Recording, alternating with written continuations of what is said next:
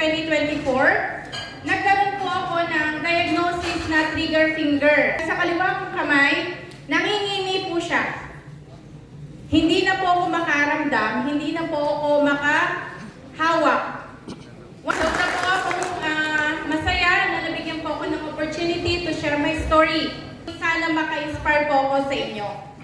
So ano po yung kaso ko? Ako po ay last year, April 2024, nagkaroon po ako ng diagnosis na trigger finger.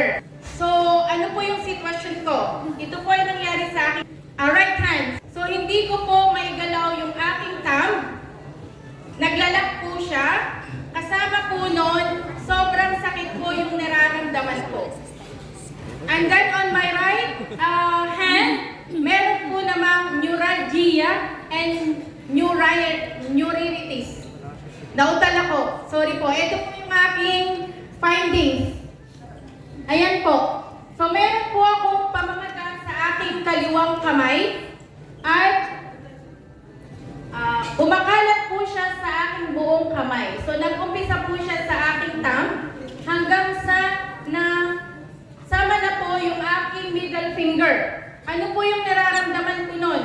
Sobrang sakit. Pagising ko po ng umaga, naglalak po yung kamay ko. Hindi po ako makakilos yung kamay ko. At yung stress at sakit na nararamdaman ko po, talagang napapaiyak ako. Having this diagnosis, hindi lang po isang kamay, kundi dalawang kamay ko po, yung merely to have a dysfunction.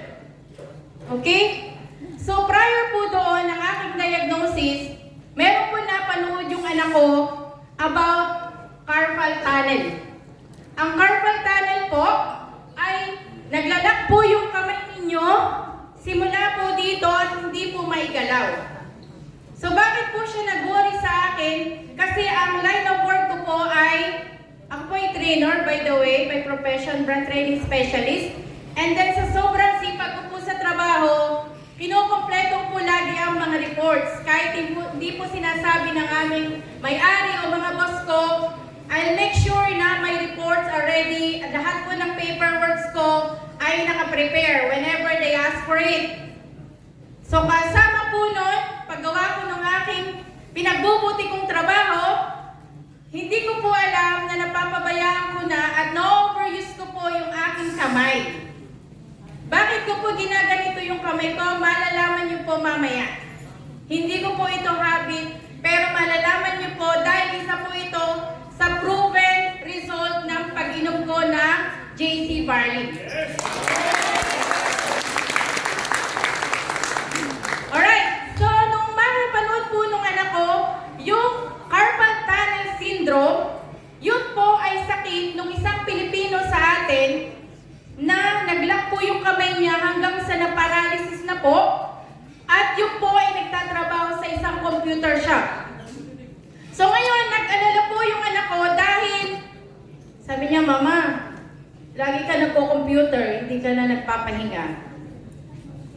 Mama, alam mo, may napanood ako, may carpal tunnel siya, nagtatrabaho siya sa computer shop, tapos alam mo, naglock na lang yung kamay niya, tapos hindi na siya nakakilos, buong katawan niya, sumama na.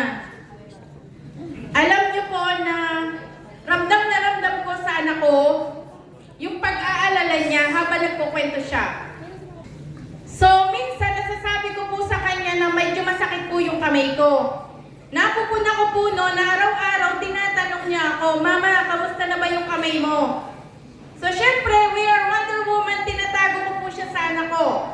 Sabi ko, okay siya, anak. Okay naman. Hindi naman sobrang sakit. Manageable naman. Okay? Saan ko nga po pala nakuha yung trigger finger? Sabi po natin, it's a disorder. At doon po sa kanan kong kamay, neuralgia at neuritis. Ang neuralgia po ay ang sudden having of a sharp pain in your nerves. Ito po sa kaliwa. Ako po ay kaliwete, ginagamit ko siya pansulat. So, ang nangyari po dito sa kaliwa kong kamay, nangingimi po siya. Hindi na po ako makaramdam, hindi na po ako makahawak. One entertainer po ako sa isang coffee shop, nahulog po yung picture na dala-dala ko. So it's very alarming kasi hindi po siya dapat nangyayari sa akin.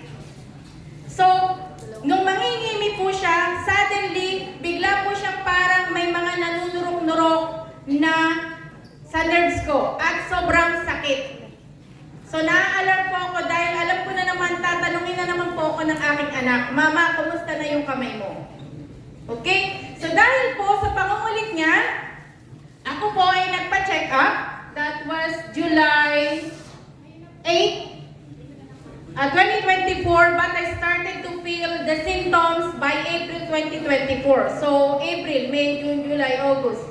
Yan, 3 months po. Okay? So, ito po, nagpa-check up po ako sa isang surgeon, orthopedic surgeon, specialista.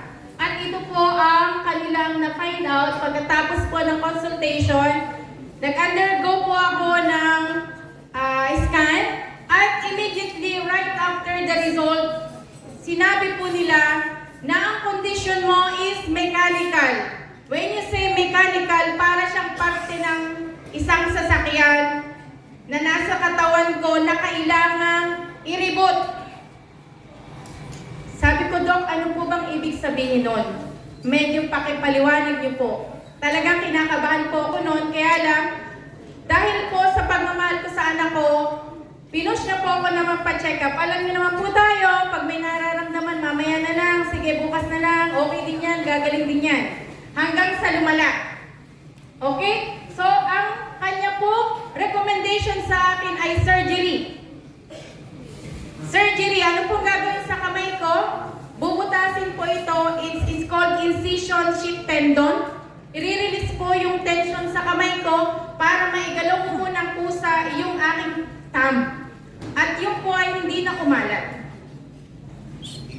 So, ako po ay natulala, approved na po ang insurance, tinatawagan po nila ako paulit-ulit. Hindi po ako nagpa-surgery. Bakit? Susugatan yung kamay ko, nag-aalala ko baka hindi ako magpagtrabaho, paano na. Pinalipas ko po yon hanggang April po, ito po yung last taling ng aking kamay.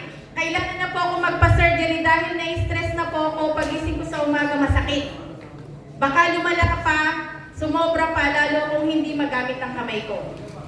Alhamdulillah, March 1, nakilala ko po si JC. So, nag-start po ako, na-invite ako sa office. Sabi nung ka-sister ko, meron tayong business ako natitingnan. Sabi ko, go ako dyan. Any type of business, I want to explore. Nagkaroon po ako ng product, in-start ko na po siya gamitin. At most likely, after using the product for 2 weeks, March 31, naigagalaw ko na po ang aking kamay. Sobra po akong nagpapasalamat sa Allah dahil binigyan niya po ako ng kagalingan. Hindi lamang po ako natulungan ng JC, ang anak ko po ay 1 year nang hindi po nagkakaroon ng kanyang menstrual period. Pinatake ko po siya ng capsule. Alhamdulillah, after Ramadan, nagkaroon po siya. Normalize po yung kanya blood flow and hormonal circulation. Ang nanay ko po ay meron ding diabetes at meron din po siyang maintenance sa hypertension. Ang mentality niya na po ngayon, simula nung pinainom ko siya ng capsule at JC Juice, anak, iinom pa ba ako ng maintenance ko? Kasi po, nararamdaman niya ang kagandahan ng dulot ng pag-inom niya ng JC products. Sobra po akong nagpapasalamat, hindi ko po ito ina-expect.